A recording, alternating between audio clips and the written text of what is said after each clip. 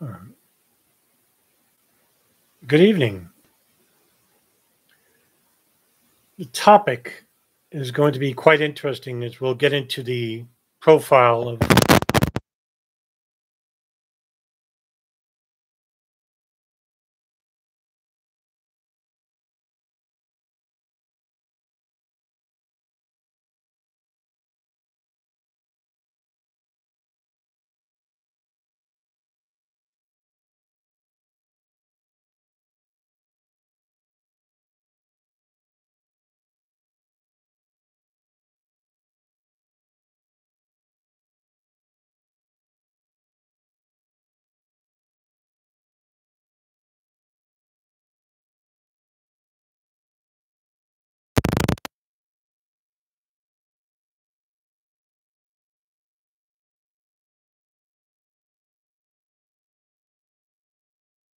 about his younger years, as there's no really written record of his birth.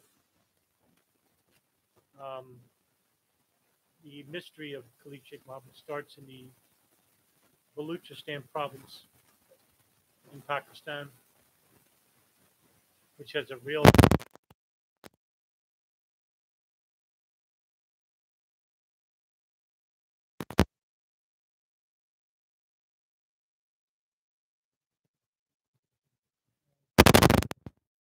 um, according to other records, he was born on April 14th, 1965, or March 1st, 1964, in Kuwait.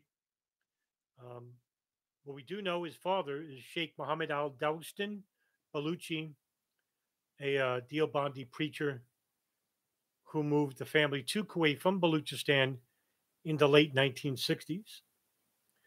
His mother is Halima Muhammad, and Khalid Sheikh Muhammad is also the uncle of Ramzi Youssef. But Ramzi Youssef has a lot of synonyms and other pen names that he has, but his real name is Abdul Basit Karim. Khalid Sheikh Muhammad has a lot of other names himself. So the sound is messed up. Am I sounding better now? I hope I'm not too bad. Um, the sound, is it sound all right now? Am I all right now? Let's see. Sound is still messed up. Sound good? Well, just want to make sure. Maybe I'll move the mic closer. That sounds a little bit better. Hopefully that'll work. Um, all right. Uh,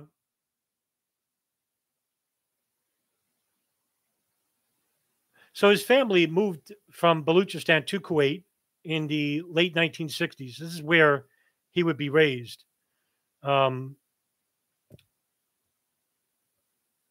After completing high school in 1983, um,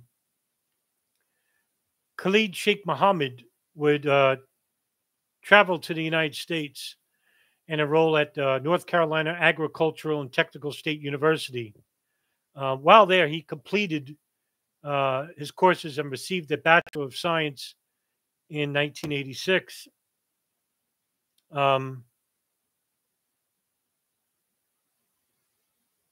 He is fluent in Baluchi, Urdu, Arabic, and English.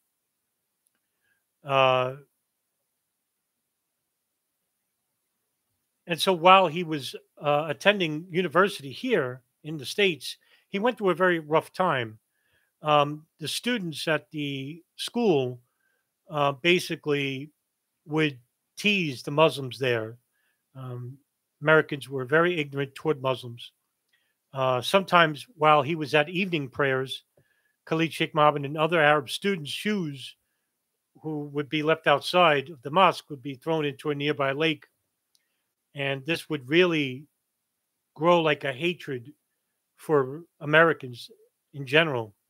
David Klett, who's a professor of mechanical engineering at North Carolina A&T, would go on to state in an interview conducted by CNN after 9/11 that he may have given the skills to Khalid Sheikh Muhammad to carry out the 9/11 attacks. And I'll quote the CNN article, quote, "We cover the fundamentals of jet engines and propulsion and chemical reactions, combustion reaction, and those things would have been necessary for them to at least consider when they planned the World Trade Center attack with the airplanes." End quote. But it wasn't his experience at North Carolina A&T which made him uh, have this volatile nature toward the United States. It came from U.S. foreign policy towards Israel and Arabs in general. Um, but he saw the United States as a racist country, and that they had a detrimental view to Muslims as a whole. During the late 1980s, we saw the United States basically pause when the Soviets invaded Afghanistan. Now, we had communist influences early in the decade, but the United States did not intervene. This would repeat during the Balkans, where you had native Soviets as well as the Yugoslavs under Slobodan Milosevic, who were slaughtering Muslims wholesale. And the United States did not intervene. In fact, the United Nations during the Balkans was completely useless. And so this caused a lot of animosity to a lot of high profile Arabs around the world. But according to US federal documents, in 1982, what interested Khalid Sheikh Muhammad was that he had heard a native Afghani by the name of Abdul Rasul Sayaf in a radio speech where he was calling for a jihad against the Soviets. And he implored the Arabs to come. One of the very few Afghans who employed Arabs in their ranks. In fact, there were only two, Abdul Rasul Sayaf and Jalaluddin Haqqani, who would later, the network, the Haqqani network, would be named after. So at age 16, Khalid Sheikh Muhammad joined the Muslim Brotherhood. And after he graduated high school, he went to Chowan University first. Then he went to North Carolina A&T. And when he graduated from North Carolina A&T, he then went back to Peshawar, Pakistan. And this is where he met a lot of high-profile connections. This is a very key area, key point in history in which he made a lot of connections. Do you think any of the Gulf states would have propped up Sayaf had Saudi not done it? Probably not. Sayaf had his own group in Pakistan, which was the Ittihad-e-Islami, which was probably the second largest Mujahideen group in Pakistan, outside of Gulbuddin Hekmatyar's Hizb-e-Islami party. So Sayaf was basically established in Pakistan.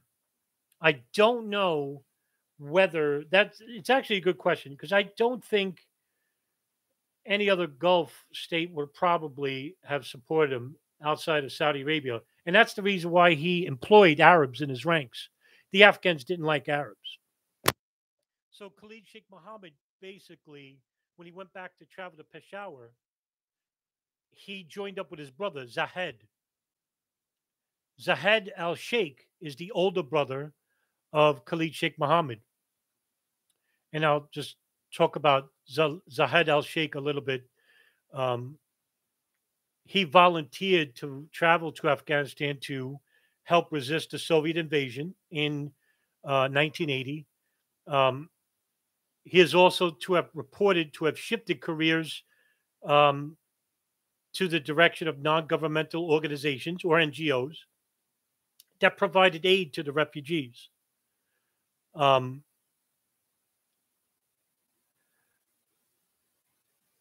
Khalid Sheikh Muhammed had attended the Sada training camp. Now, Sada training camp is an old training camp, one of the very first training camps that were built in Pakistan, and it was run by Sheikh Abdul Azam, who arrived in Pakistan in 1981. And through here, Khalid Sheikh Muhammed, through the influence of Abdul Rasul Sayaf, worked for the magazine Al Bunyan Al Masus, which was a paper that was produced by Sayaf's Ittihad Islami rebel group, and also the Islamic Union for the Liberation of Afghanistan.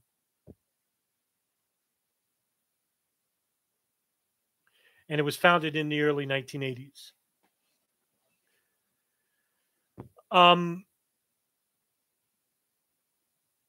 He became Sayaf's personal secretary in charge of recruiting Afghan and Muslim jihadists to fight in the war. And KSM excelled in this area.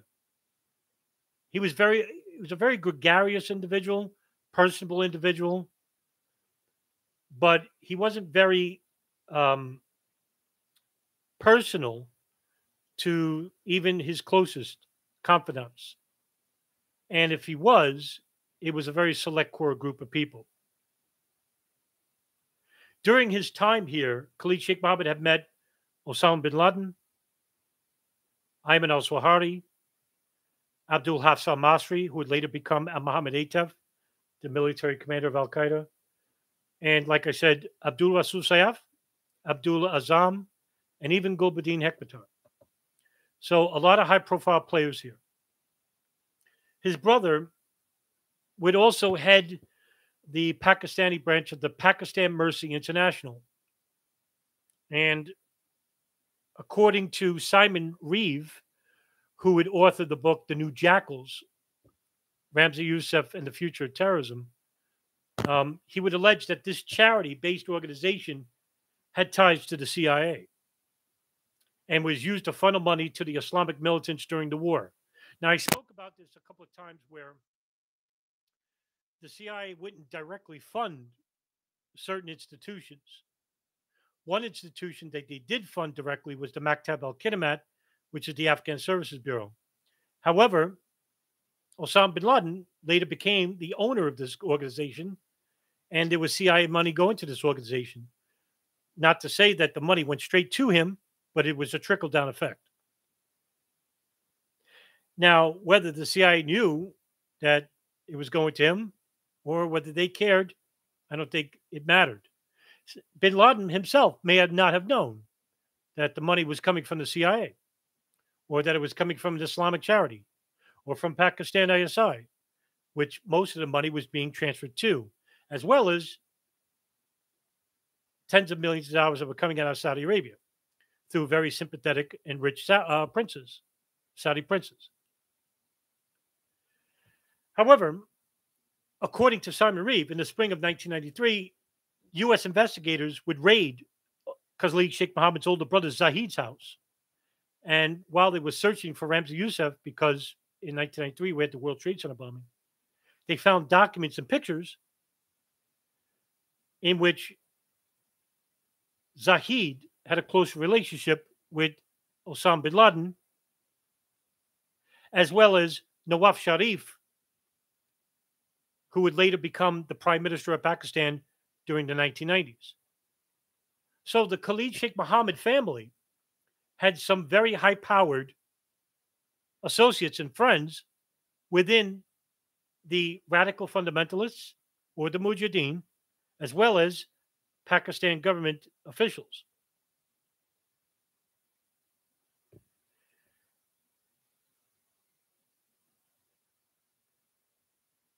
But just a couple of times where we saw Khalid Sheikh Muhammed make contacts with these people, we also saw an influx of Arabs that were basically replacing the nationalist Afghans because they were getting slaughtered by Soviet air power. It wasn't until Operation Cyclone and through the State Department, in which they made a deal with the Afghans regarding Stinger missiles to be used to shoot down Soviet aircraft, helicopters, B 15 bombers. And this turned the tide of the war. The Arab culture within the war was basically minimal. But however, this caught the eye of Osama bin Laden, who at this point was running two training camps, the Al Masada and Wal Jihad, one in Pakistan and one in lower Afghanistan. And so Osama bin Laden saw Khalid Sheikh Muhammad's value in recruitment and didn't forget about him. In 1992, Khalid Sheikh Muhammed received a master's degree in Islamic culture and history from Punjab University in Pakistan. And by 1993, Khalid Sheikh Muhammed would marry and move to Qatar, where he took a position as a project engineer with the Qatari Ministry of Electricity and Water, basically a no-show job. From here, he began to travel to different countries from that time onward. The 9/11 Commission report would also state that, and I'm going to read you a direct quote from the report, quote, by his own account, Khalid Sheikh Muhammad's animus toward the United States stemmed not from the experiences there as a student, but rather from his violent disagreement with U.S. foreign policy favoring Israel. However, his travels would be global during this time and afterwards, where he was suspected of being behind numerous terrorist plots, end quote. But again, on the Washington Post in 2009 would report that U.S. intelligence sources that Muhammad's time in the U.S. contributed to his radicalization. But this would turn out to be false, because he himself basically said in earlier interviews, earlier reports, and even with his interview with Yoshi Fruda, just weeks after the 9/11 attacks, it was through the foreign policy of the United States.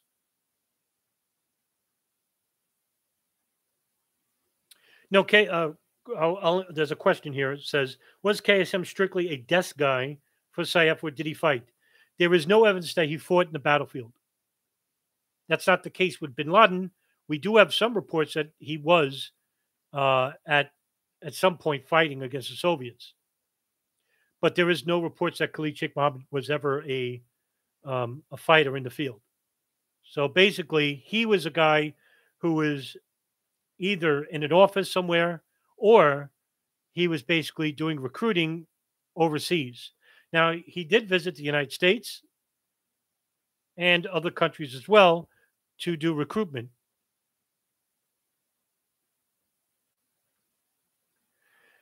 During the first formative years of Al-Qaeda, in June of 1991, just 2 years after the end of the Soviet war, Osama bin Laden, who was in the initial stages of forming Al-Qaeda, had dispatched Khalid Sheikh Muhammad to the Philippines to help train members from the Salafist militant group, the Abu Sayyaf, and the Moral Islamic Liberation Front. Now, Osama bin Laden has a brother-in-law named Mohammed Jamal Khalifa, who basically has legitimate charities and businesses operating in the Philippines, which are basically money laundering fronts for operations for Osama bin Laden and Al-Qaeda in the early years. Now, Khalid Sheikh Muhammad is there, and he's training with Abu Sayyaf and the Moral Islamic Liberation Front in the use of guerrilla warfare, bomb making, and assassinations. Abu Sayyaf is basically an organization that caters to bombs, bomb threats, um, and kidnappings. This is where they made money in the first couple of years. Now, I did a video about one individual with Abu Sayyaf who went by the name Ibrahim Yaqub, but he was basically, his real name was Edwin Angeles, who was a Philippines military investigator. However, Edwin Angeles was the second in command of Abu Sayyaf, and he personally murdered people and also carried out uh, the very first kidnapping for the group. And so they led to a lot of questions whether he was an intelligence asset or a terrorist or both. But he basically reported that Khalid Sheikh Muhammed was in the Philippines at this time. And he also worked with Jamal Khalifa to establish an operational base in Malaysia. Now, this would be a key staging point. He also, at this time, is working with Abdul Basit Karim, his nephew, who went by the nom de gore Ramzi Youssef. And Ramzi Youssef is more apt at bomb making than Khalid Sheikh Muhammed, and he trains Abu Sayyaf militants in bomb making. However, bin Laden was so enamored with Khalid Sheikh Muhammed that he would give him substantial operational authority and autonomy regarding Abu Sayyaf, who's basically an asset for Al Qaeda. But Khalid Sheikh Muhammad's work with the Abu Sayyaf and the Moral Islamic Liberation Front was discovered by the Philippines investigators, and he had been on the run since 1991.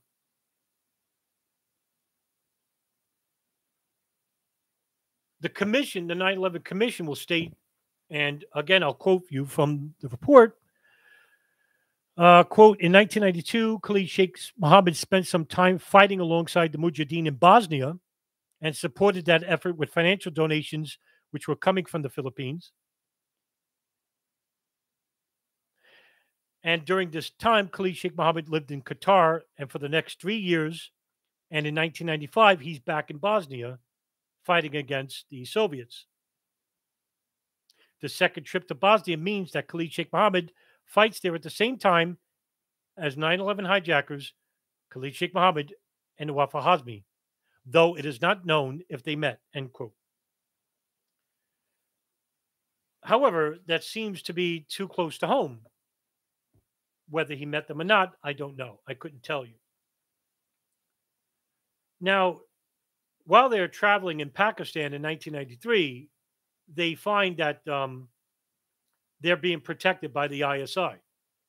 Now, whether this is coming from Zahid al-Sheikh and his prominence with the Pakistani government, I couldn't tell you, because there are very few records regarding Khalid Sheikh Muhammad's time in Pakistan, which I find to be rather unusual,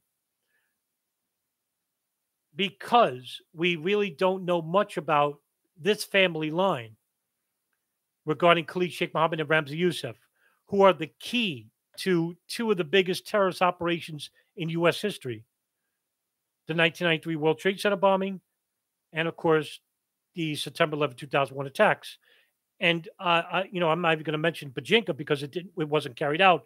But these are huge terrorist operations, and you would think that we would know more 20 years later, more about the travels of Khalid Sheikh Muhammad and Ramzi Youssef, and really it's quite vague. So if you see me leaving out some periods of years, don't fault me for that, because I tried my best. And in fact, when I wrote an article about Khalid Sheikh Muhammad, there was a couple of years missing, and it's just like, it's really frustrating, because I have a feeling that much of his background is dealing with foreign governments and intelligence apparatuses, and whether the CIA is involved, I don't know. We could speculate, but it's really frustrating at this point. But according to Rahim Malik, who is the head of the Pakistan's Federal Investigation Agency, In July of 1993, Khalid Sheikh Muhammed and Ramzi Youssef had an unsuccessful attempt to assassinate the prime minister of Pakistan at this time, Benazir Bhutto, because she was a woman and she was against implementing the Quran and the Sunnah as the state's religion. However, Pakistan, incidentally, is 90, I think, 96% Sunni uh, religion. There is a lot of Deobandi people that live here. Um, Pashtuns, very small percentage, but it is basically a Sunni country. Their vitriol comes from India and the fight for Lahore and Kashmir. Incidentally enough, Khalid Sheikh Muhammad never has any type of vitriol toward India, which is basically interesting when you think about it, because Pakistan and India, I think, are the two greatest enemies to one another than any country on earth. Uh, and that's why I always said if there was a nuclear war, it would be between those two countries. That's how much they hate each other. Nevertheless, the assassination attempt failed. And Malik would later say, and I'm going to quote you from an article he wrote, it seemed to us in the Federal Investigation Agency that the entire family, regarding Khalid Sheikh Mohammed's family, were both out to make a name for themselves. And they had clear connections with the jihadists and people in the Pakistan ISI. They were both extremely dangerous men. And to us in the Federal Investigation Agency, it always appeared that they had protection at a much higher level. When we raided Ramzi's house in Quetta, Pakistan, he had been warned, most notably by the ISI. Likewise with Khalid Sheikh Mohammed's older brother, Zahid al-Sheikh in Peshawar, end quote. So we can safely assert that Khalid Sheikh Mohammed and Ramzi Youssef were protected by the ISI and maybe even some elements within the government.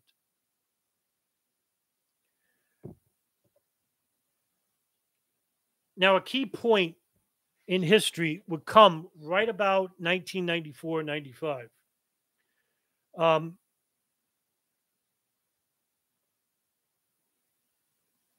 But just to go back a few months, I have to report to. I think this is important. I really do have to talk about this. Months after the 9/11 attacks, the FBI connected Khalid Sheikh Muhammad to the World Trade Center bombing because they found a financial transaction to one of the suspects. And one of the suspects was Mohammed Salameh. Now, Mohammed Salameh, I'm not going to talk too much about him. He gets caught because he goes back. He's the one who rents the Ryder truck, and he goes back to the Ryder truck rental to get back his deposit so he could leave the country. Yeah, I shake my head at that too. In fact, when they captured Ramzi Youssef and they told about Mohammed Salameh, Ramzi Youssef basically said he's stupid. So you would think that after a terrorist attack like that, these guys would leave the country right away. And this guy went back for his deposit. Nevertheless, Khalid Sheikh Muhammad had wired $660 to Mohammed Salameh. And when the FBI investigated Mohammed Salameh, they found this wire transaction. And they had no idea who Khalid Sheikh Muhammad was. They had no idea. But the FBI New York Counterterrorism Office was the first domestic agency that knew who Khalid Sheikh Muhammad was. And so the New York Counterterrorism Agency is literally, I think, the best at that time, was the best counterterrorism agency in the United States. And this is apparently the first time that Khalid Sheikh Muhammad has come to the attention of federal domestic authorities. The transaction records show that the money was sent from a Khalid Sheikh in Doha, Qatar. Now, remember when I told you that he also had a residence in Qatar with his wife, that he had moved there. Now, by late 1994, Khalid Sheikh Muhammad would travel to the Philippines, and he would stay here and work with Abu Sayyaf. However, when Ramzi Youssef came along, they co-opted an operation. And I did a whole live video about this, and I won't talk about this much, but I'll briefly mention it. It's Operation Bojinka. Um, the original name for this was Oplan Bojinka, which was a name that was derived from Ramzi Youssef's visit to Chechnya in the early 1990s. And during their time here in the Philippines, it just seemed that they lived a very non-religious lifestyle. In fact, if you do any general research on their backgrounds, Ramzi Youssef and Khalid Sheikh Muhammed were non-religious. Even though their families were semi-religious, but they weren't very religious people, pious people. They just hid behind the religious line, just like any Wahhabi, Sunni, Wahhabi jihadist would. They're not religious. In the same fashion to most people here, everybody knows who the evangelical Christians are, right? Well, they're hardly religious. These people are nationalists, and that's what these guys are. They're basically using religion to make themselves feel as what they're doing is pious or proper or morally superior to their preconceived enemies. And both of them would enjoy like a very singles lifestyle. They go to karaoke bars, go-go bars. They hire and rent out go-go dancers, stay at four-star hotels. They even take scuba diving lessons. There's one story. This is one crazy story about Khalid Sheikh Muhammed, where he actually he rents a helicopter. So what they do is very ingenious, by the way. They're not like doing this they're doing this for a purpose. I'll tell you what they're doing. They're trying to get these women to trust them so they can open up bank accounts, because what they're telling them was that they can't, that they're foreigners, they want to open bank accounts here in the Philippines, and they need to use their names to open up the bank accounts. And what they'll do is they'll give them money here and there, give them bracelets and whatnot. But what they're trying to do is give them false hopes about maybe marrying them, whatnot. However, Khalid Sheikh Muhammad, he rents a helicopter because there's this woman dentist. I don't know her name and stuff like that, but anyway, she's like, "Well, impress me," and so she's working in this office, and Khalid Sheikh Muhammad rents a helicopter and he flies by her window in the office to try and impress her. And boy, did that really impress her. Um, and it was a pattern. So Ramzi Youssef, he was like a playboy. These guys basically, weren't pious people, and so they would spend thousands of dollars here, um, in the hopes of getting bank accounts open for them, and so that they can, put their money into these bank accounts, because the money was coming from nefarious individuals. Who they were coming from, who knows? Intelligence apparatuses, maybe sympathetic Saudis, maybe the CIA. I couldn't tell you, but there was a lot of money coming in. Not to mention money from Bin Laden and his brother-in-law Mohammed Jamal Khalifa. Nevertheless, Operation Bojinka is in full swing, and the plot was a large-scale three-phase attack, and which involved the assassination of Pope John Paul II while he was visiting the Philippines, to blow up 11 airliners that were coming from the United States and Southeast Asia, with the goal of approximately killing 4,000 people while the planes were over the Pacific 1 minute apart. And they would have timing mechanism bombs called microbombs in each of the plane. Lastly, they were going to hijack a plane and purposely crash it into CIA Langley in Fairfax County, Virginia. Now, one of the associates along with the plot was an associate that was known to Ramzi Youssef while in Afghanistan, who went by the name of Abdul Hakim Murad. And he actually is a licensed pilot. He actually trained in Texas, in Oklahoma, and even in New York and New Jersey. So he was a licensed pilot, and he came up with the idea, allegedly, he came up with the idea that he was going to hijack the plane and crash it into CIA Langley.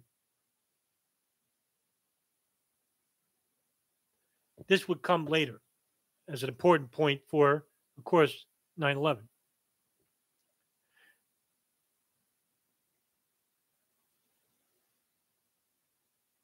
Now, Khalid Sheikh Muhammad rents his own room. Ramzi Youssef rents his room with Abdul Hakim Murad and whatnot. But of course, the plot didn't come to fruition because, like I said in the live video, Abdul Hakim Murad was making a chemical in the sink, and it basically created this big, thick, black acrid smoke. And it went out the doors and windows, and everybody thought the place was on fire. They ran out because everybody's looking. And however, Abdul Hakim Murad left his laptop there. Ramzi Youssef tells him to go back and get it. And like a dummy, he went back and he gets caught. And one of the documents found on Ramzi Youssef's laptop, which was decoded by the FBI, was that the Bojinka Plot had a broad objective. And the objective came from Khalid Sheikh Muhammad. And it was basically, I'll quote you what the directive was. And this is coming from FBI transcripts that I'm going to read to you. And they're public, they're on archive.org. Quote, all people who support the U.S. government are our targets in our future plans. And that is because all those people are responsible for the government's actions and they support the U.S. foreign policy and are satisfied with it. We will hit all U.S. nuclear targets. If the U.S. government keeps supporting Israel, then we will continue to carry out operations inside and outside the United States to include blank. Numerous targets were blank. End quote. Now, does that sound like a man who hates you for dressing too modern, or that women voted, or that you liked alcohol? No, that's what the State Department would want you to believe. They hate you for your freedoms. This is basically them telling you that your foreign policy is hurting the Arab world and that Israelis' policies are hurting the Palestinians. Now, this is something that was brought up with older Arab organizations like Abu Nidal, the ANO group, Fatah, Hezbollah, the Muslim Brotherhood, the Algerian Islamic group. I mean, go on. And it's basically all these terrorist groups have their objectives, and their objectives are U.S. foreign policy or Israeli foreign policy. Now, if the American people were to concentrate on foreign policy, we would say, aha, maybe we can make the necessary corrections, because it seems that we have a biased foreign policy to the Gulf and Israel. By the way, fast forward to the year 2021, guess what? We still have those same policies. Okay, not to get too lost in that. According to the FBI, Khalid Sheikh Muhammad is actually much more than, say, Ramzi Youssef. He was considered the mastermind of the Bojinka Plot. And under interrogation, Abdul Hakim Murad basically confessed the importance of Khalid Sheikh Muhammad, but he doesn't know his name because Khalid Sheikh Muhammad used a nom de guerre, and he had a number of different names. Now, I'm going to name you just a couple, but he went by 53 different synonyms. And I'll name you just a couple. Ashraf Rafat Nabi Hanin, Khalid Abdul Waldud, Salim Ali, Abdul Majid, Abdullah Al Fasaki Al Ganor, and Fahad bin Abdallah bin Khalid. I'm pretty sure a lot of people haven't heard those names before. But Murad basically told the lead investigator of the Philippines, Rodolfo Mendoza, that there was another extension of the plot, and that this would later become part of, or the genesis of, the September 11th attacks. And so Murad told them in 1996 that they had sleeper cells inside the United States that were going to hijack commercial airliners at some point after the Bojinka operation died down. So this would be a second wave. And that Murad would be part of this operation. And he named the 10 buildings that would be targeted for the attack. And those 10 buildings were CIA headquarters, the Pentagon, an unidentified nuclear power plant, the Transamerica Tower in San Francisco, the Sears Tower in Chicago, the World Trade Center, the John Hancock Tower in Boston, U.S. Congress, the Capitol, and the White House.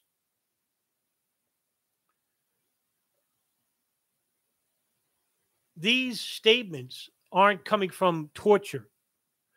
So what you have is basically an operation that was constructed by Khalid Sheikh Muhammed and Ramzi Youssef, and later co-opted by Khalid Sheikh Muhammed to target U.S. targets. And this is 6 years prior to the 6 years prior to the attacks of September 11, 2001. Because Rodolfo Mendoza, after his interrogation of Murad, basically gave a copy of the interrogation report regarding the second wave of attacks to the FBI. At that point, the FBI should have informed Immigration and Naturalization Services and the Federal Aviation Association in regards to stricter security measures. Wow, we have noted terrorists who were planning an international terrorist operation that involved the attack of airliners. Not just the attack of airliners, but also hijacking. This is 6 years prior. But according to Mendoza, the FBI did nothing with it. Now, I have interviewed a number of individuals from the FBI, like Ken Williams, Mark Rossini, Colleen Rowley, who have basically stated that the warnings were there years prior, and they ignored them. Now, this leads to many conspiracies. And I don't blame for people suggesting some of these. Like, oh, they wanted this to happen. Oh, they facilitated this. You know, these are very harsh questions, and very harsh allegations. But I don't blame them. But we have to be careful when we make these insinuations. I'll read some questions in the room before I continue. The messaging about the justification. You ever consider interviewing Peter Lance? I'm actually talking with him in email. I might be interviewing Peter Lance in the future. So I'm hoping that will be the case. But I don't want to digress. So February 7th, 1990. By the way, also, this is, let me just go this. February 7th, 1995, Ramzi Youssef is captured in Pakistan with the help of the U.S. Diplomatic Security Services and the Pakistan ISI. They capture him in a hotel room. And it was basically an informant that basically helped them capture him. Ironically, this would be the same thing that would happen to Khalid Sheikh Muhammed later. Now, the FBI basically arranges for a photograph to be taken of Youssef, and they took a picture of him and stuff like that. He's indicted in 1996. He's convicted for the Bojinka Plot and 1993 World Trade Center bombing. And so is Khalid Sheikh Muhammed in absentia because he's not caught. Khalid Sheikh Muhammed travels to the Sudan and stays with bin Laden for a little bit here and then travels to Qatar. Now, Qatar, the government, would later confirm that Khalid Sheikh Muhammed is there and he's making explosives and he's detained under house arrest.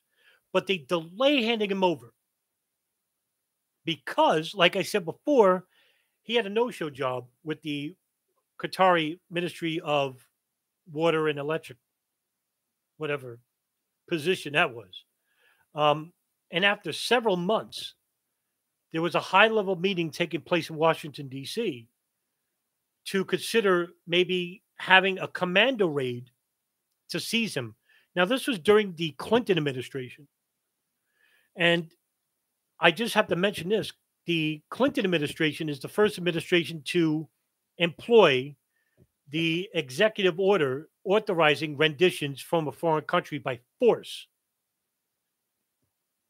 And a lot of people get that mixed up and say, well, wasn't that under the Bush administration? That actually started under the Clinton administration. Had the FBI posted financial rewards for Khalid Sheikh Muhammed and Yusuf? I imagine rewards were influential by generating informants. If so, Pure Palm, it's a good question. Yes, they did for both. Yusuf, I believe, was $5 million. And what they did was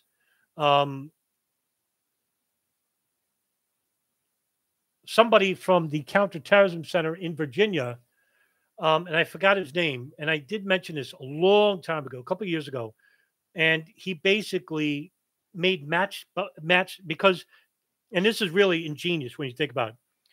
They made these matchbooks, right? And they had a picture of Yusuf and a reward at the bottom because they found out that Pakistanis smoked a lot. And that it was an absurd number of Pakistanis that smoked.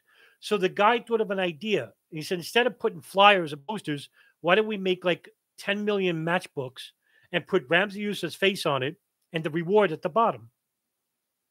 And they dumped all these matchbooks off like planes, and they would have associates go to Pakistan and just put them everywhere. Millions of these matchbooks. In fact, I actually went on eBay and bought 3 of them, and I have some of them in a tub, which is funny. So, yeah, that's what they did. And the informant who helped the U.S. diplomatic services and to arrest Yusuf, he collected the money. Same thing for Khalid Sheikh Muhammed later, but they didn't use matchbooks. In fact, the informant basically found out that his reward was $25 million. And that's how he got caught. But not to digress there. While Khalid Sheikh Muhammed was in Qatar, the CIA basically denounced the option of doing commando raids and renditioning Khalid Sheikh Muhammed because according to the CIA, they weren't in the rendition business, which is really ironic because later on they would be the primary agency to rendition after just 6 years later, right? Amazing. So there was this argument in Washington, D.C. about who's going to go in and capture Khalid Sheikh Muhammed. So the FBI and the CIA are arguing over who gets the credit of trying to capture Khalid Sheikh Muhammed. Meanwhile, Khalid Sheikh Muhammed escapes. And I think it was basically through the Qatari government that warned him. Because Washington, D.C. saw that the raid was too risky, and they sent a letter. This is how he escaped, really. They sent a letter to the Qatar government. And the letter said, and I'm going to read you the quote of the letter. It said, if we had gone in and nabbed this guy or cut his head off, the Qatari government would not have complained a bit. Everyone around the table at Washington, D.C., for their own reasons, refused to go after someone who fundamentally threatened American interests, end quote. Just picture him arguing. Like the head director of CIA, the FBI, the Joint Chiefs of Staff. This is the National Security Council, right? They have meetings every month where they talk about counterterrorism and threats to the country. And so just picture this argument happening there. So he leaves, right? However, this is really important. This is something that's I mentioned to an associate of mine, DJ Thermal Detonator. I showed him an article from the New York Times. I'm not making this up. While he fled Qatar, he basically visits other countries.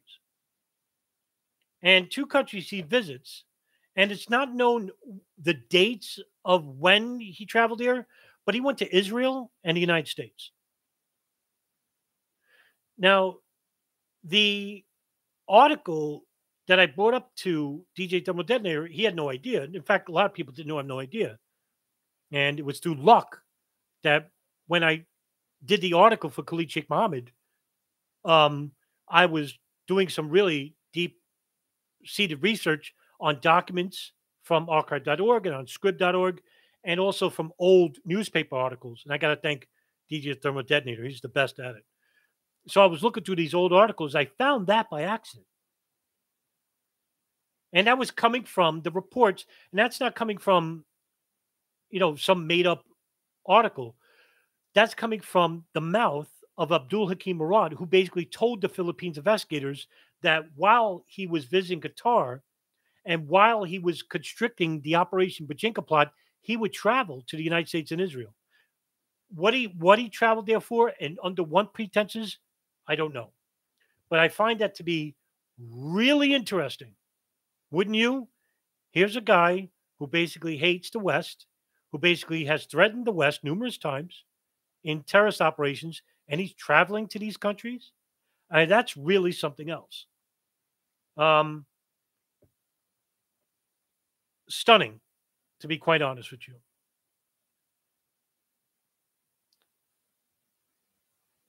So while the CIA basically creates Alex Station in 1996, and then you had Able Danger in 96, in which I spoke about twice in other live videos. If you want to look at those, please be my guest. I went in depth with each one.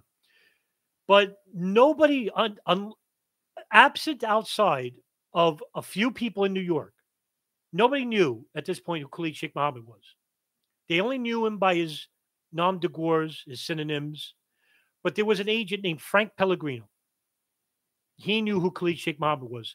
And he was the FBI agent who was chasing Khalid Sheikh Muhammed in Qatar and got into an argument with the CIA about capturing him.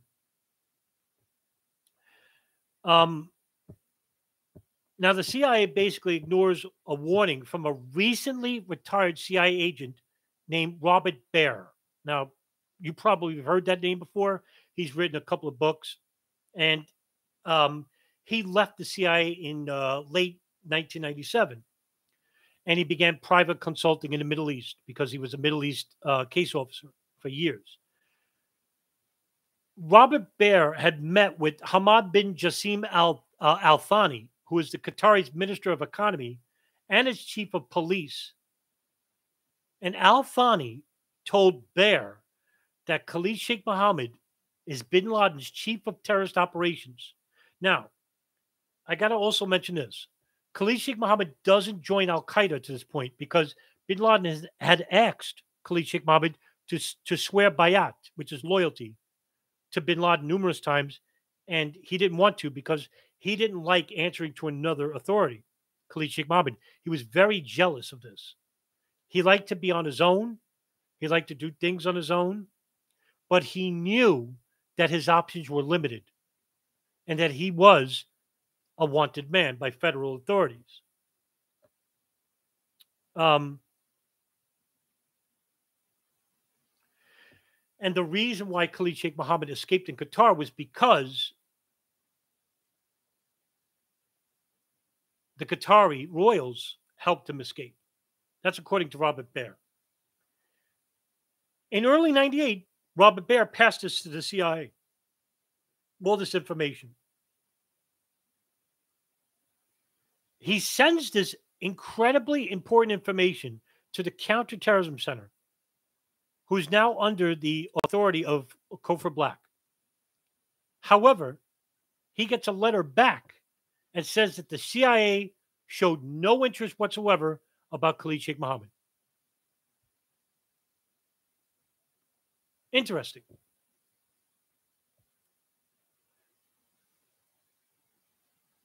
Later on that year, in 1998, Khalid Sheikh Muhammed, now, of course, I'm going to tell you right now, take this with a grain of salt, okay?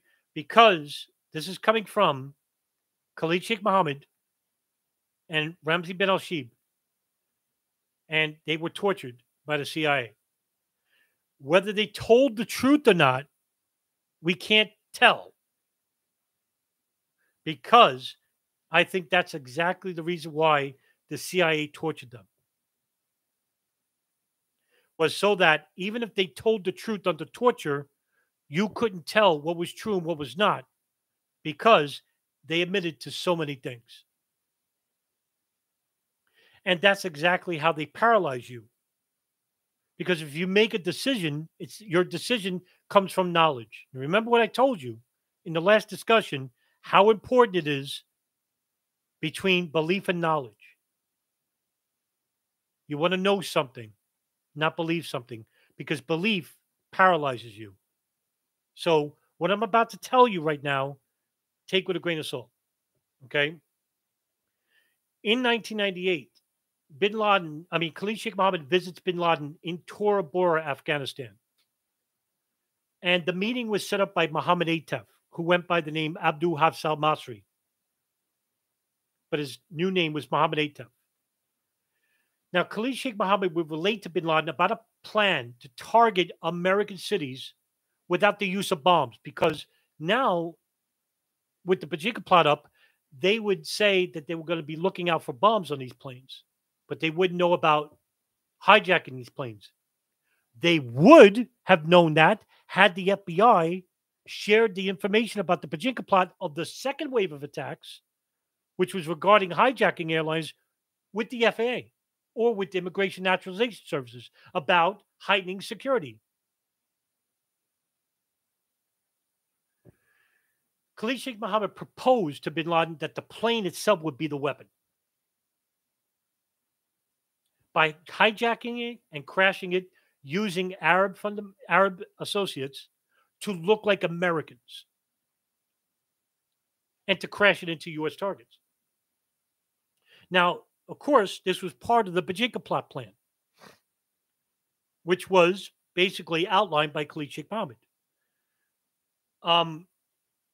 Khalid Sheikh Muhammad told bin Laden that they were going to hijack 10 planes, just like Operation Bojinka outlined.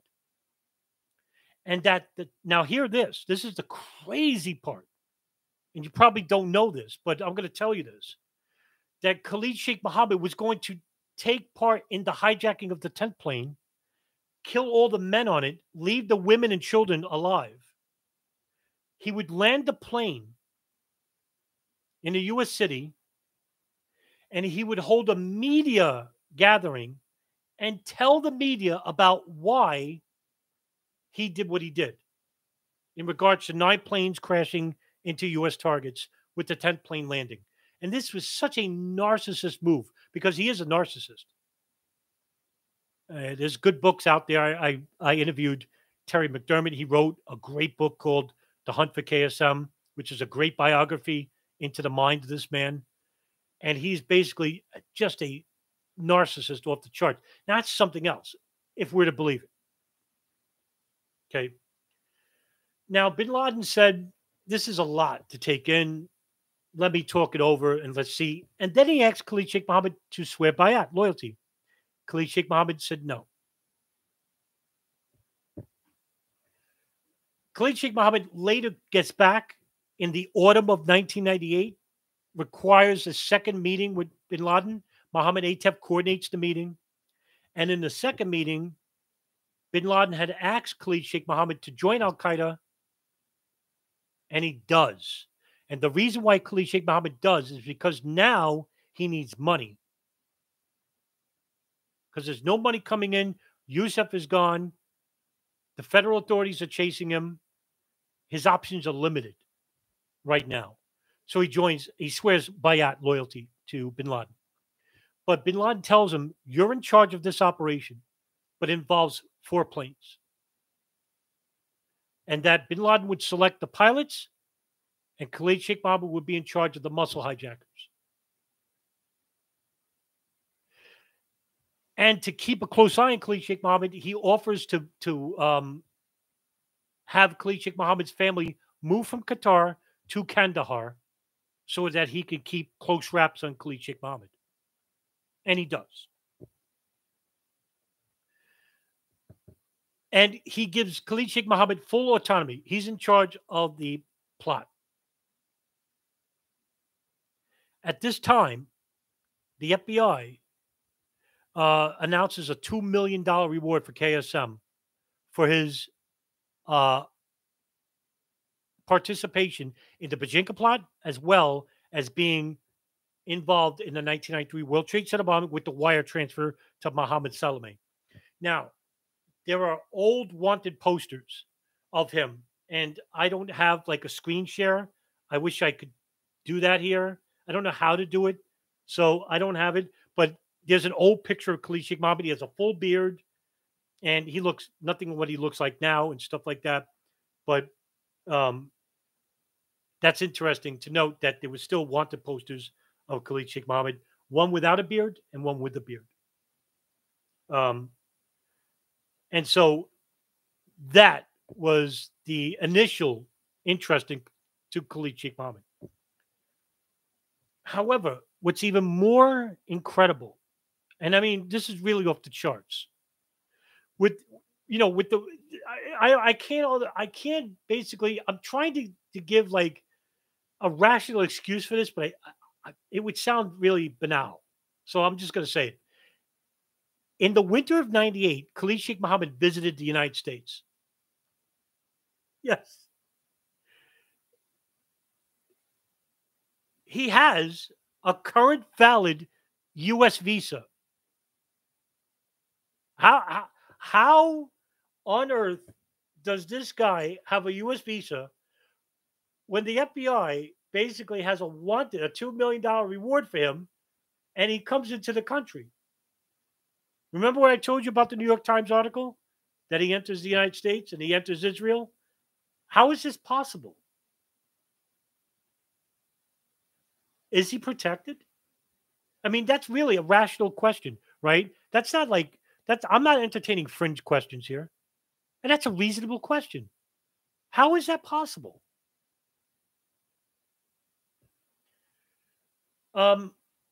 While he's here, he actually takes flying lessons.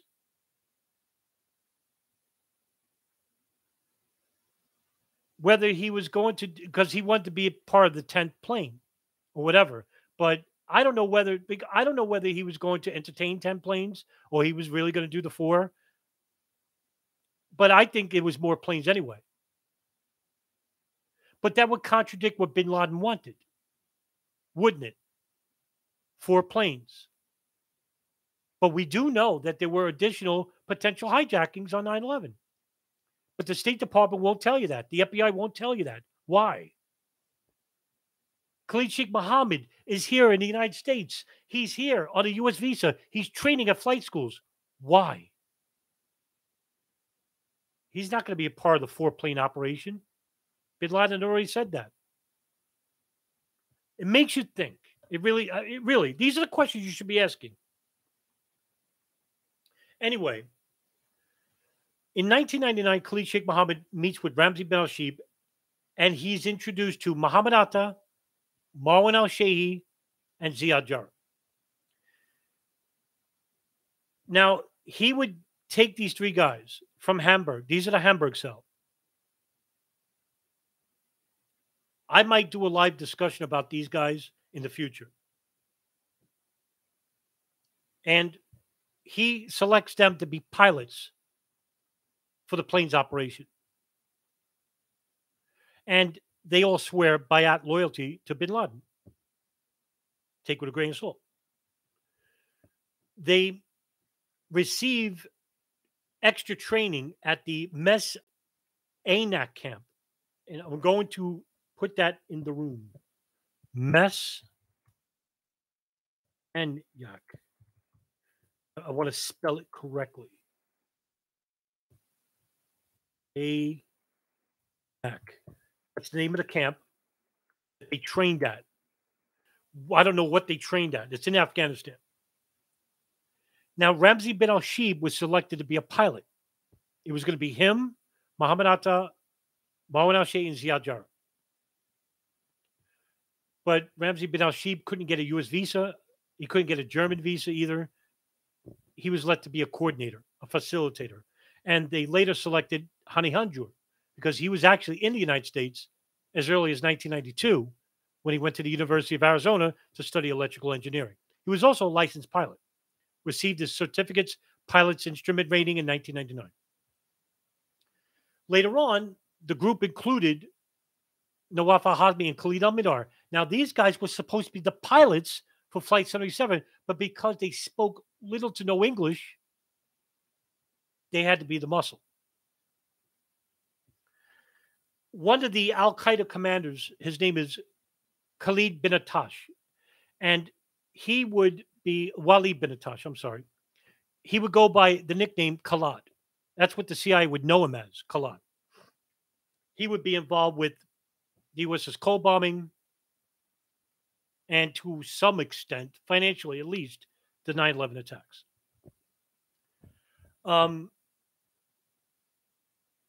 While they're at this training camp, this is according to statements made by detainees that were captured and sent to Guantanamo.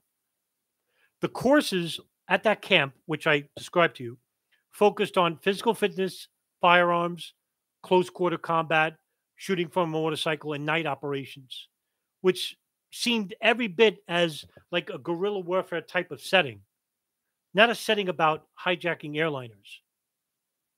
Remember what I told you a while back about Al Masada training camp, where they were training other Arabs and Afghans in small guerrilla arms fire? Well, that would be this. It would be not useful for a hijacking planes operation. Makes you think, makes you wonder what they were really training for.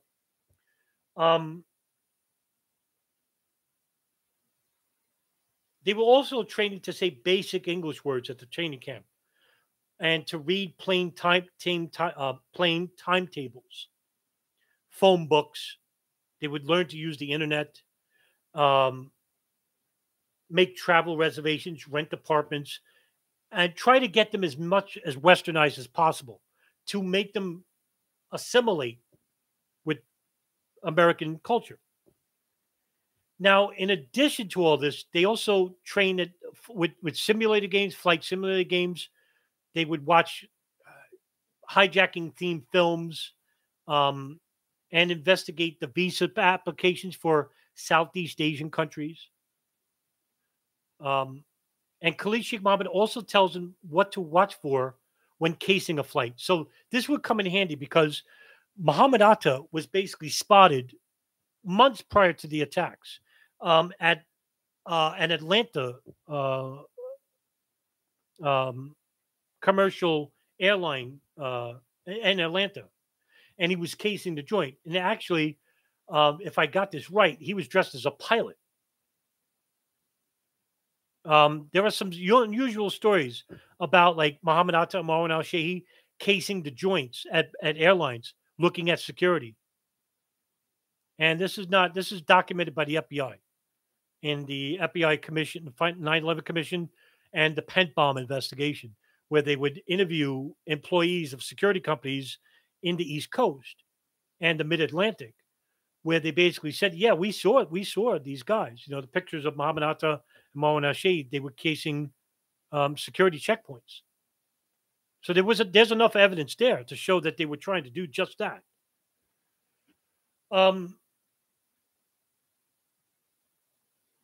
In January of 2000, there's a high-level summit meeting called the Kuala Lumpur Malaysia Al Qaeda Summit Meeting, and Khalid Sheikh Muhammed is there. And there's a whole number of really high-profile terrorists here, and I'll name some of them: Ridwan Isamuddin, who goes by the Nam Degur Hambali, who's the co-leader of Jemaah Islamiyah in Indonesia; Yazid Sufat, who's an Indonesian businessman who owns the condominium where the summit is held; Khalid Sheikh Muhammed, Khalid al-Midar, Nawaf al-Hazmi, Salim al-Hazmi, the brother, Ramzi bin al-Shib, Tawfiq bin Atash, that's Khalad, Abdul al-Rahim al-Nasri, and Fahad al-Kuso, who is suspected to be involved with the USS Cole bombing. Now, the meeting is held from January 5th, 2000. And by the way, the meeting is known by the CIA. So the CIA and the Malaysian authorities are there. So Malaysian authorities take pictures. They allegedly take video too of the people coming in and out of the condominium by name. And these pictures are sent to Alex Station. And the NSA is the lead agency because they heard the phone call at the Yemen hub. Remember, I did a live discussion on this, where they told the CIA about the meeting and to, take pictures and share them with us. Yeah, the CIA got the pictures from the Malaysian authorities. It went to Alex Station, but they never shared it with anybody, including the NSA, who told them about the operation of the meeting. Yeah. The CIA learned that there was 11 young guys there, and young guys is meaning for operatives, Al-Qaeda operatives. And they took photographs of Khalid al-Mihdhar, Nawaf al-Hazmi, and Khalid. That's Tawfiq bin Attash. And even though the FBI is aware of this meeting as well, they don't have pictures. So they're left with like a chart on the board with names and an old picture if they have one, or just a name. According to James Bamford, who I'm pretty sure a lot of people in this room have heard of, in the book Pretext for War, and I'm going to quote you from the book. Even Bamford notices this. Quote, pull it up. Quote, the CIA purposely hid al-Mihdhar and al-Hazmi from the FBI, purposely refused to tell the Bureau. The thing was, they didn't want John O'Neill and the FBI running over their case. And that's why September 11th happened. They have blood on their hands, end quote. And if you're not familiar with James Bamford, he is a great author. Some of the best books I've ever read have come from him. And one of the best books I've read is The Shadow Factory. And I'm actually uploading that chapter by chapter on my blog, on my WordPress blog, so you could read it for free. It's up. I even uploaded on Twitter. So, but instead of going through Twitter to look for pages, go on my blog. And I'll even share that with you here. Just give me a minute, so that you could look it up. Just search for The Shadow Factory, and it will come. I'll share it right here and with you in the room. Here's the link.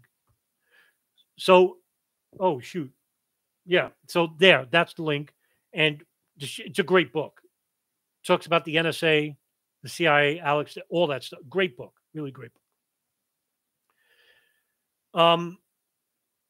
Finally, in the year 2000, Khalid Sheikh Muhammed is put on a domestic no-fly list. What took so long? They knew about this guy in 1996, and 4 years later, maybe we should put this guy on a no-fly list. When he was already inside the United States before, a year prior, 1999, training at flight schools with a U.S. visa. Amazing. But also on the no-fly list is like 6 other Al-Qaeda operatives. And they were all said to be associates of the 1993 World Trade Center bombing, including Ramzi Youssef. Now, let me ask you, ladies and gentlemen in the room, did it make any sense to put people who are serving 240 years in prison on a no-fly list? I think it would be simple deduction to think that these guys weren't going to fly a plane anytime soon unless they outlived their 240-year sentences. I don't know what to tell you. Pretty dumb. But the name of the list, by the way, is called Tipoff. Tipoff. That's the name of the domestic no-fly listing.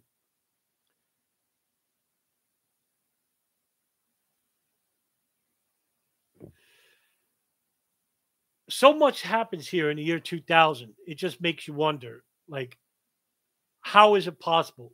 Like, these guys just slip in? Because, of course, Khalid al-Mihdhar and Nawaf al-Hazmi, they're tracked by the CIA from the Malaysia summit meeting and then allegedly lost by the CIA when they entered the United States. We lost track of them. just like they lost track of Khalid Sheikh Muhammed in Qatar. So they're here in the United States, and the CIA knows it. They know they're inside the United States. They don't tell anybody. I wonder if that was the case with Khalid Sheikh Muhammed when he was here in 1999. Did they know? It's a reasonable question. But while Khalid Al-Mihdhar and Nawaf al-Hazmi are inside the States, they have a hard time learning the English language. They're supposed to go to ESL schools, English Second Language schools, and they don't. They're lazy. So they don't go. And Khalid Sheikh Muhammed is not happy about this.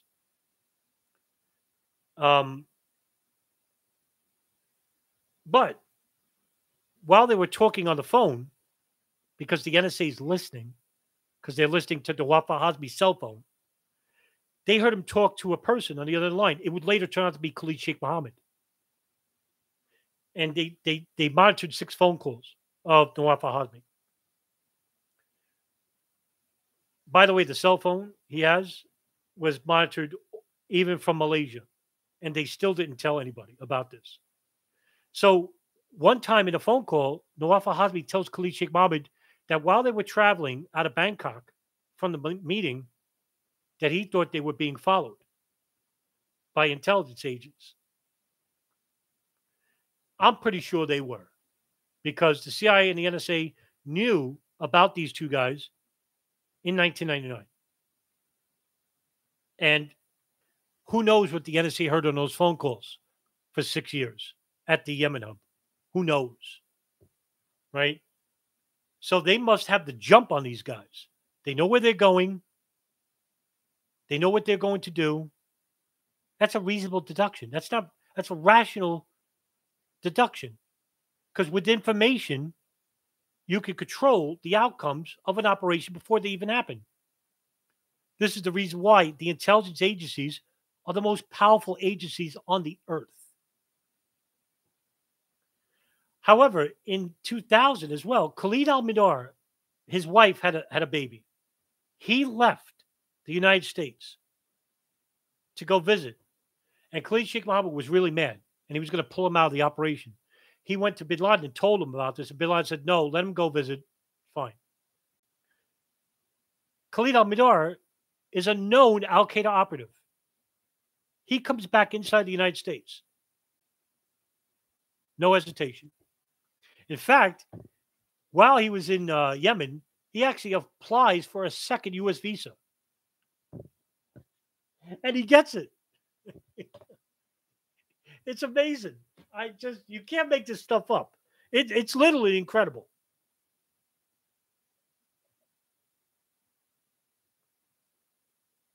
So Khalid Sheikh Muhammed basically is now waiting for the operation to take place. And of course, September 11th happens. Bin Laden is actually in Afghanistan. And days later, I think a couple of weeks later, like 2 weeks later. No, I'm sorry. Let me back up.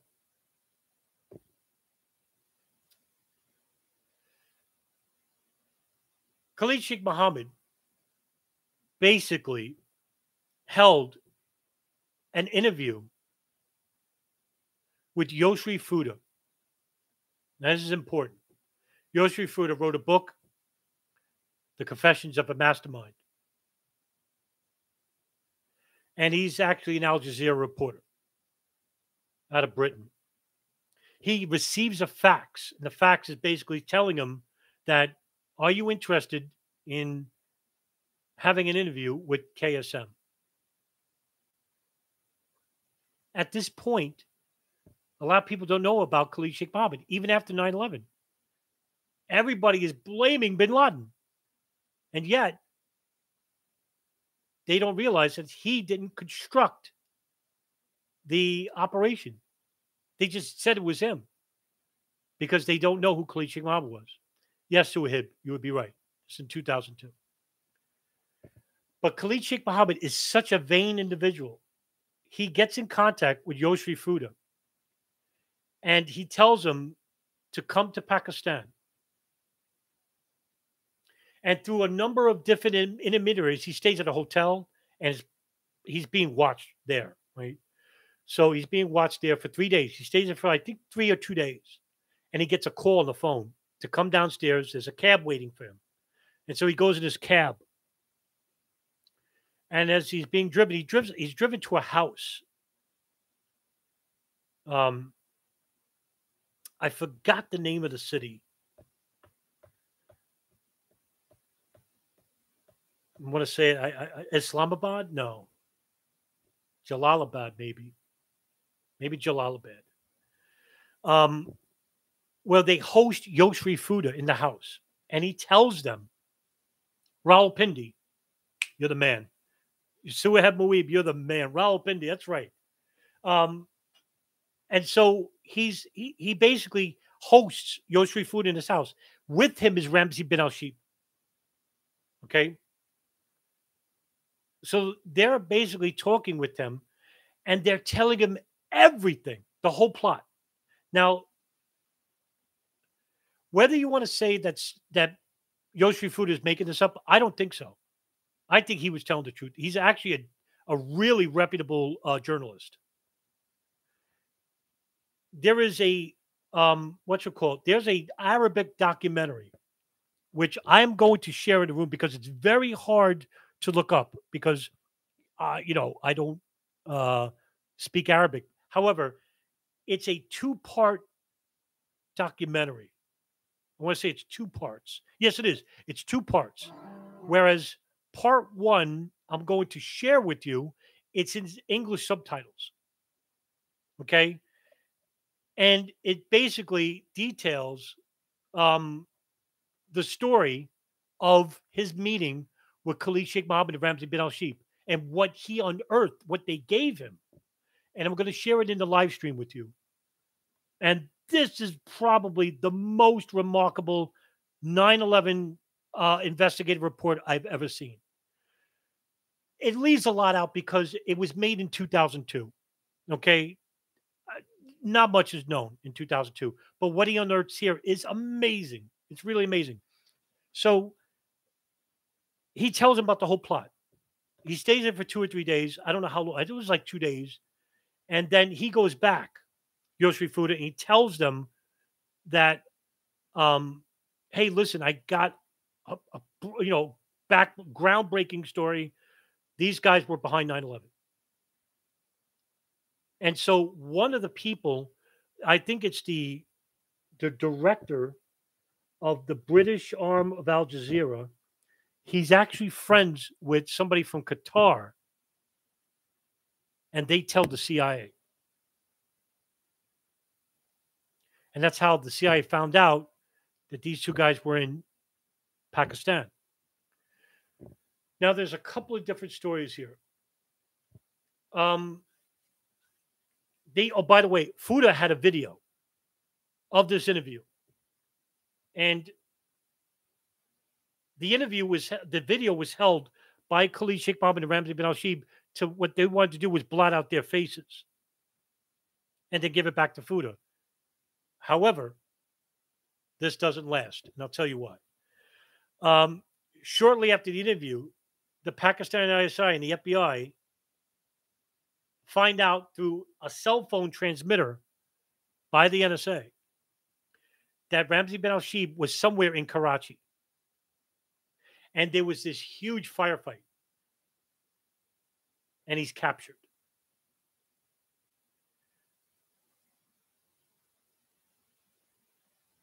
Weeks later, on March 1st, 2003, the Pakistan, along with the CIA, capture Khalid Sheikh Muhammed.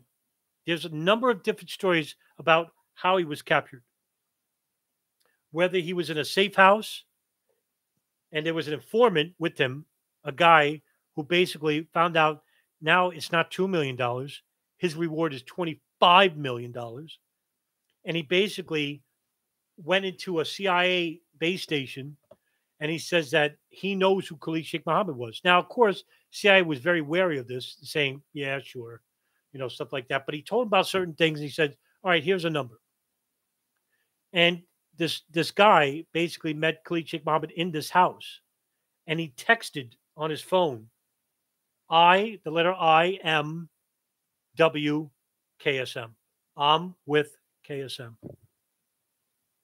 And he told him about the safe house too, ahead of time, about he was staying here. And that's allegedly how they captured him. Now, there was an India Times report saying that Khalid Sheikh Muhammed was killed in a firefight, but that later turned out to be false. And his family basically said, that was untrue anyway. But there's so many conflicting stories about how he was captured, so I really can't pin it down. But he was captured. Whether it was February 29th or March 1st, even the dates, we don't know. But he's captured. I'm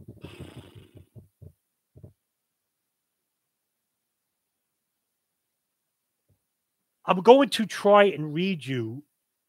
I think it's really important to do this because I can end it here. But this is important to add. Really important because this will basically throw a monkey wrench into what we believe and what we know. So Khalid Sheikh Muhammed actually is sent to a CIA black site. And I'm going to read you the report made by the Senate Select Committee on Intelligence in regards to the CIA detention and interrogation program. And if anybody's not familiar with this, the SEER program, okay, is a CIA program sent by the CIA, which is survival, evasion, resistance, and escape. And it was a program made by two individuals, CIA contractors, Bruce Jessen and James Mitchell. The CIA wanted to conduct interrogations because they found out that the FBI were the first people to interrogate Al Qaeda. The first Al Qaeda operative that was captured was Abu Zubaydah, and the FBI was interrogating him. In fact, the one FBI agent that was interrogating him was Ali Soufan, and he brought him some pictures, and he called him by his nickname Hani, which is what his mother called him, and he opened up to him. And Ali Soufan showed him a bunch of pictures, and he was like, this and that, and he showed him one picture. There was one picture in a briefcase, according to Ali Soufan, and it was a picture of Khalid Sheikh Muhammed, but he didn't know his name. He didn't know his name. And he gave him that picture by accident because he was with another agent. I forgot his name. And he says, hey, give me the other picture in the briefcase. And he gave him a picture of Khalid Sheikh Muhammed. And then Abu Zubaydah basically looks at the picture and goes, Mukhtar. How do you know Mukhtar was behind 9/11 or September 11th? And Ali Soufan basically, he's trying to play it off. He says, remember, we know everything. But this is the first time that an Al Qaeda operative basically is saying, without being tortured, by the way, that Khalid Sheikh Muhammed was the mastermind behind 9/11. He goes in a hallway, according to Ali Soufan, and this is according to his book, The Black Banners. He goes and he speaks with the other agent, and he says, holy shoot, Frank was right. In other words, Frank Pellegrino from New York, who was chasing Khalid Sheikh Muhammed for years. And they tell the New York office, we got to get in touch with him. We got to capture this guy, not knowing that he's captured by the CIA. And not only is he captured, the CIA finds out that Ali Soufan is interviewing Abu Zubaydah. They also found out that they capture another guy named Abu Rabid al-Nashri, who I told you was in the Kuala Lumpur meeting. He's actually captured, and the FBI is interviewing him. CIA Director George Tenet goes and complains to George Bush that the CIA should be pulled off all future interrogations of Al Qaeda. Bush agrees. Weeks later, Bush makes the mandate authorized by Donald Rumsfeld about the CIA using enhanced interrogation techniques, EIT, using the SEER program headed by Bruce Jessen and James Mitchell, who are in charge of the SEER program. And they use those methods to coerce information out of these people. Now, remember, decades and decades ago, they did this to people in the MK Ultra program. And I'm pretty sure you've heard about this. It's a biological, neurological program that was kept under tight wraps. And when the Frank Church committee hearings happened, they destroyed most of the documents relating to the MK Ultra program. However, I'm going to read you from the documents from the Senate Select Committee on Intelligence regarding Khalid Sheikh Muhammed and his arrival at CIA black sites. And this is not, a lot of these are redacted, so I'm going to do the best I can. And the headliner of this document is called "The CIA Transfers Khalid Sheikh Muhammed to Detention Site Blue," which is a CIA black site. And they anticipate use of the waterboard prior to his arrival. So you're probably not aware of this. And this was uncovered by the Senate Select Committee. They were going to torture him before he even got there. They made up their mind. It wasn't like that he was there, because the CIA basically lied. And they said that he was withholding information and that we have to use these methods. That's not true. Because according to their own documents, they were going to torture him regardless. And I'll read you the rest. Blank. Within hours of Khalid Sheikh Muhammad's capture, KSM, Alex Station successfully argued that CIA contractors Swigert and Dunbar, code for Bruce Jessen and James Mitchell, should take over the interrogation of Khalid Sheikh Muhammad upon KSM's arrival at Detention Site Blue. On March 3rd, 2003, CIA headquarters approved an interrogation plan indicating that Khalid Sheikh Muhammad will be subjected to immediate interrogation techniques, and that the interrogation techniques will increase in intensity from standard to enhanced interrogation commensurate with KSM's level of resistance until he indicates initial cooperation. On March 2003, the day of KSM's arrival at Detention Site Blue, the on-site medical officer described the use of the waterboard on KSM as inevitable. And according to this medical officer, he says, the team here apparently looks to use the waterboard in two different contexts. One is as a tool of regression and control, in which it is used to upfront and aggressively. The second is to vet information on an as needed basis. Given the various pressures from home versus what is happening on the ground, I think the team's expectation is that KSM will be getting treatment somewhere in between. I don't think they believe that it will be possible to entirely avoid the waterboard given the high and immediate threat to U.S. and allied interests.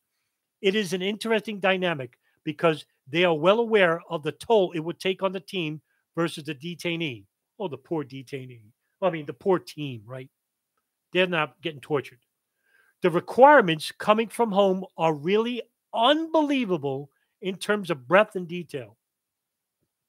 And there's a little bit more. Now, that's the end of the officers, medical officers, his comment. Now, this is coming from the cable. And this is absurd. Meanwhile, Office of Management Systems completed draft guidelines on the use of the CIA's enhanced interrogation techniques, specifically addressing waterboard. These guidelines were sent to the medical personnel detention site. Efforts would emerge after 3 to 5 days that there would be an upper limit on the total number of waterboard exposures, approximately 20 times a week. 20 times a week. CIA records indicate that as of the day of KSM's arrival at Detention Site Blue, the interrogation team had not reviewed the draft. I'll stop it there. Khalid Sheikh Muhammad was waterboarded 173 times in 3 weeks. 173 times in 3 weeks. Ramzi bin al-Shibh was, I think, waterboarded 82 times. Now, I submit to you, ladies and gentlemen, that you would be saying everything, including selling out your own mother after the 10th time you're waterboarded. Because if you're not familiar with waterboarding, it simulates drowning. And it's one of the worst torture methods out there. But Khalid Sheikh Muhammed basically gives them the holy grail of operations. Whether they're fictitious or not, couldn't tell you. But I could tell you this. He confessed to 38 different crimes.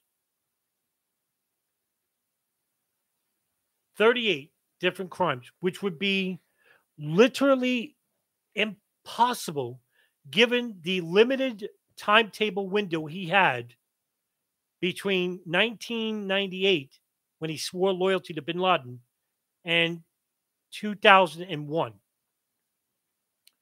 And he basically submitted the following: that he was responsible for the 1993 World Trade Center bombing. He was responsible for the 9/11 operation from A to Z. He decapitated Daniel Pearl. He's responsible for the shoe bombing operation. Remember Richard Reed, shoe bomber? He's responsible for that. I was responsible for the Fika Island operation in Kuwait that killed 2 American soldiers.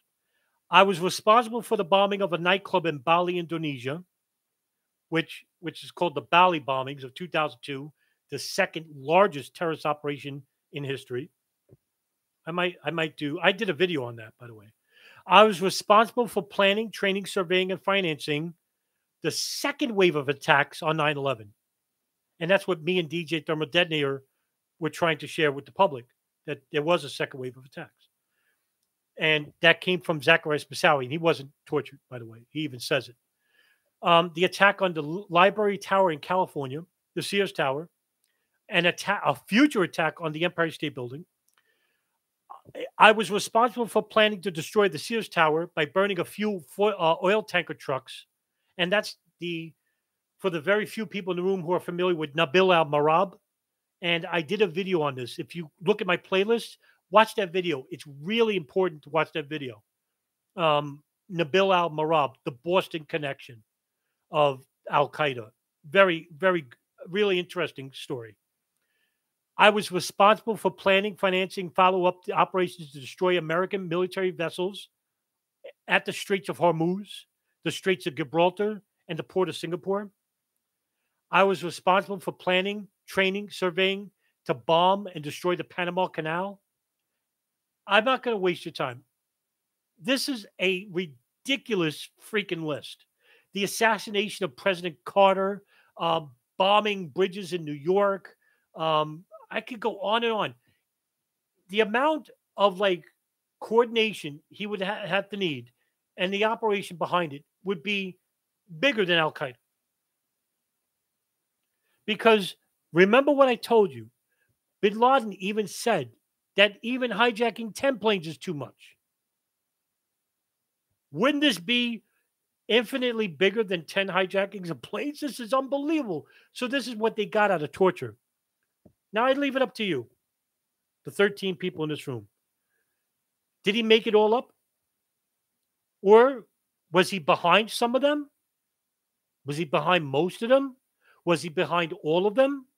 Guess what?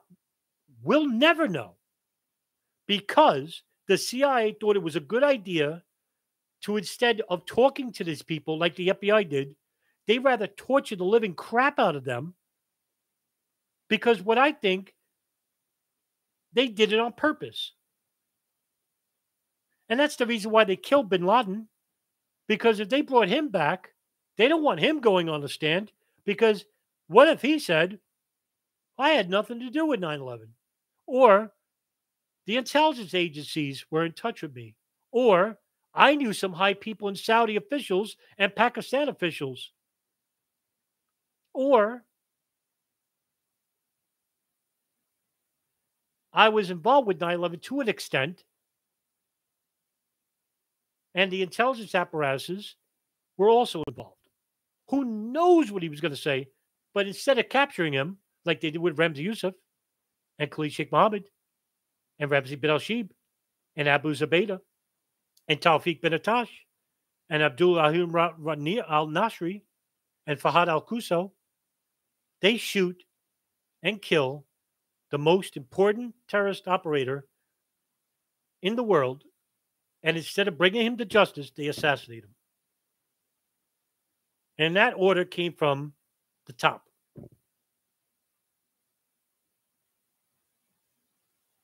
I think we know why.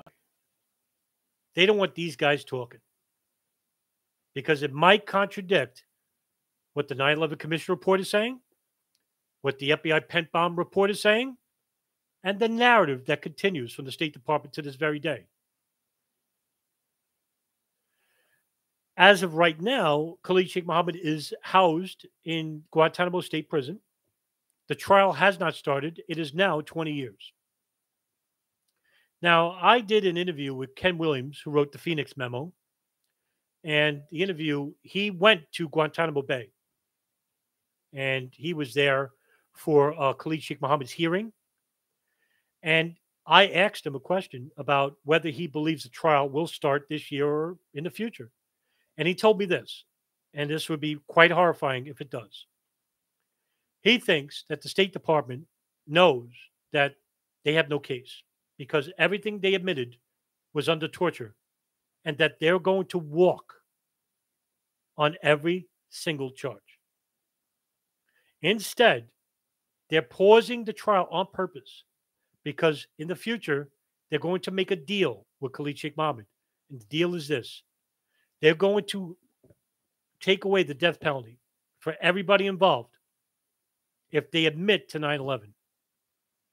Point blank. The horrifying thing of this is this.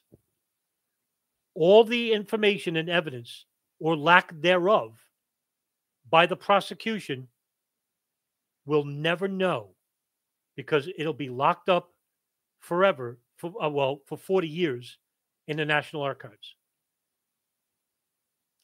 And if they didn't have evidence of their guilt, they'll never admit it in public anyway because it's in a military tribunal.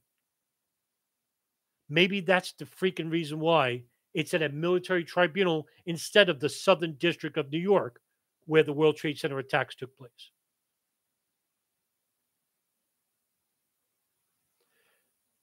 Coincidence? Sorry, pal. I can't go there. I think the CIA damn well know. They knew. They knew about the operation ahead of time. They allowed it to happen. They followed these guys, whether they had maybe an informant inside the group. That's something I'm working on right now. I think the Israelis did with Ziad Jarrah. That's a theory of mine. I might do a live video about that, tell you my theory I'm working on with DJ Thermal Detonator. I'm currently working on right now behind the scenes about the NSA. I'm actually talking with certain people about trying to get the transcripts of the transcripts of the NSA regarding Bin Laden's satellite phone and the Yemen hub in Yemen. That's 6 years worth right there. I want to see if I can make it public through a Freedom of Information request. But if that's being used as evidence in the trial, it's going to be classified. We can't do it. But if that happens and they make that deal with Khalid Sheikh Muhammad and they say, yes to it, we will never know. In recent times, anyway, we'll not know what the prosecution had and what they didn't have. And that's a scary thought when you think about it. And it really is an injustice to the victims' families who must be, if this goes through, would be just reprehensible. On the other hand, if they continue with the trial, these guys are walking because their lawyers right now are salivating at the aspect of a trial taking place. And that's the reason why when Khalid Sheikh Muhammed and Tawfiq bin Attash and Ramzi bin al-Shib met with their lawyers, the CIA was monitoring their phone, their calls, their rooms. And this was broken by a reporter by the name of Carol Rosenberg at the New York Times. She wrote about this. Follow her on Twitter. Amazing. She is the best. She's updating. She's at Guantanamo updating every day about what's going on with the trial. The best to follow on Twitter. Carol Rosenberg. And the CIA was basically bugging, as well as the Department of Defense, allowing this. Bugging what they were saying, what they were talking about, even though it's protected under attorney-private privilege, client privilege. Why are they doing that? Because they want to know what they're talking about. Because I think they don't have a case.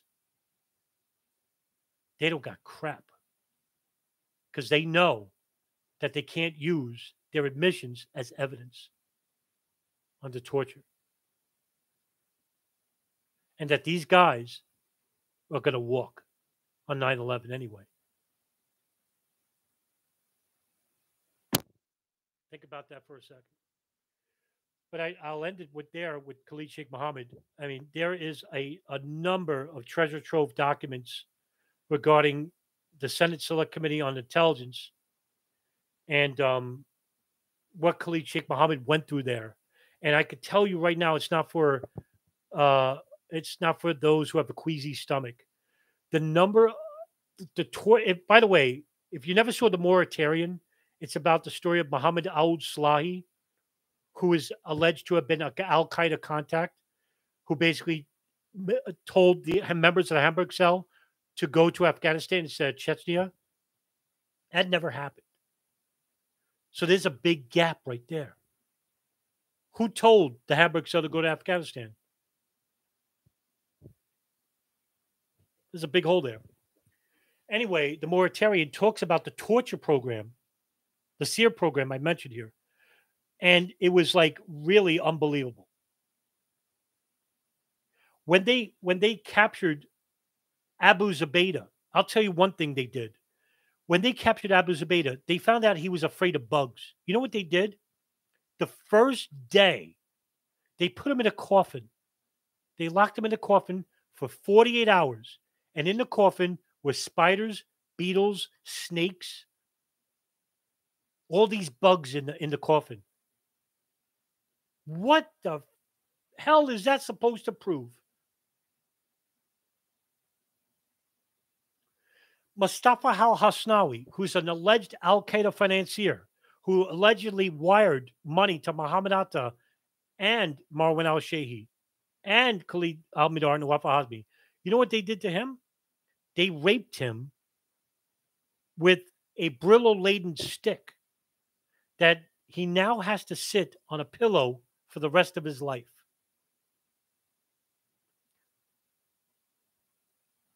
I could tell you the number of things the CIA did in regard, because I read the Senate Select Committee reports, and if you never read it, read it. I'm actually uploading those files on my WordPress. You cannot believe what the CIA did. It's unbelievable. The person who prosecuted Mohammed al-Slahi, he quit the prosecution.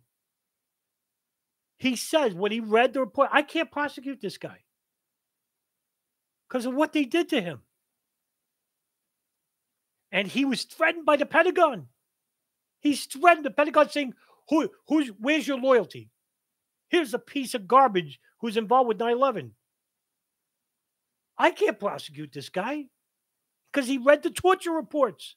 And that's why they destroyed the videos. They had videos of the tortures. They destroyed all of them. And that's written in the Senate Select Committee House Intelligence reports. All the videos are destroyed. Man. And guess what?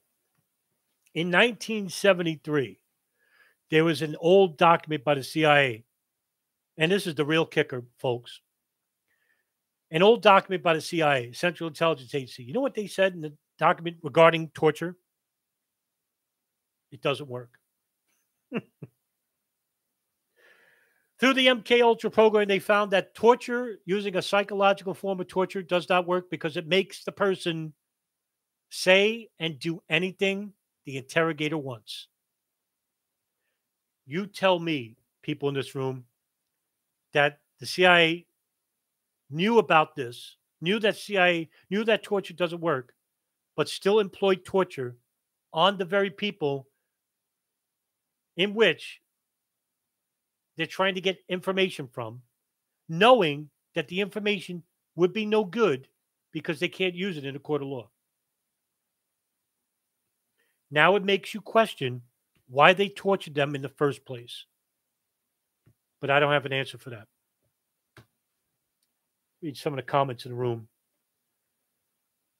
If you have questions, I'll try to answer. I tried to answer some of them during the discussion here today, and I feel like I don't want to go on a tangent and throw you off guard, and then but I was given some advice about entertaining the chat, and I think that's good advice, by the way.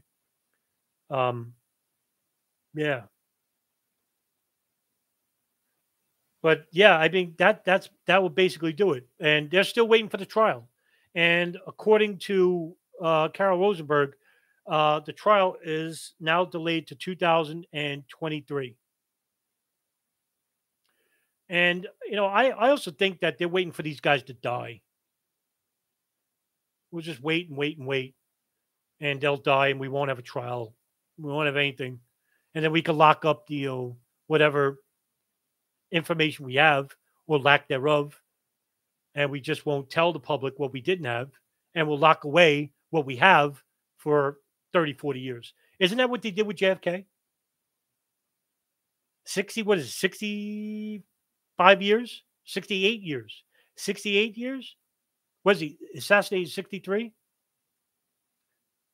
58 years. 58 years. And we're still getting documents. And there's still so much locked away. And that's the reason why they do it. It's so that by then, 40 years from now, everybody who is involved in some way or another regarding 9/11 is dead. And you can't prosecute a dead person.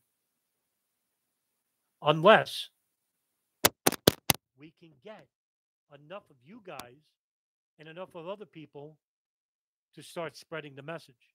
And that's why I sound like a broken record again, and I hate to do it, but I'd love to see you guys open up your own channels, write your own stuff, do your own videos, because you can. You can. You see what's out there for 9/11, how much garbage there is, and it's so much of it. So we need you, the people. We need you guys to talk about these issues because nobody else is talking about them. That's the reason why I do these live discussions. And hopefully they're educational and informative for you. Because I'm hoping that you'll become the leaders that we need. And not just followers. But yeah, I think what I'll do is I'll end it there. And I'll do another live discussion. I might do another live discussion soon, talking about the Hamburg cell. Maybe, or maybe another subject. But yeah, I think that's what I'll do in the future. And listen, thank you all for coming tonight and listening to me. And have a good evening.